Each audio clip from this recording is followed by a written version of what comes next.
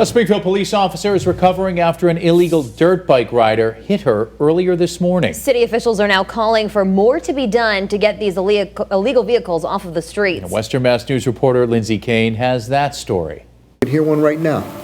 Whether on the 91 or not, you can hear them. On Thursday morning, Springfield police officers were working on a road construction detail on State Street when an illegal dirt bike came zooming down the road. There was a dirt bike rider kind of avoiding some of the cars, popping some wheelies. That's when spokesperson for the police department, Ryan Walsh, says the illegal dirt bike rider intentionally struck a female officer, knocking her to the ground. Walsh tells Western Mass News the suspect, later identified as Carlos Rivera, crashed his bike and then began to punch and kick another officer on scene.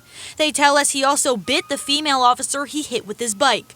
Walsh says Rivera has a lengthy criminal history. Fresh out of jail, he was on parole, he's on probation from an armed home invasion, an armed robbery, and he's out here clearly not obeying the law again. So the goal is for him, that bike, which was stolen, will be towed and confiscated. Now with Rivera in custody, city officials are calling for more action to prevent illegal dirt bikes from hitting the streets. City Councilor Orlando Ramos says he's refiling legislation to allow officers more authority to confiscate illegal bikes. I'm just glad that the officer is okay. I'm glad that the rider was apprehended and taken into custody.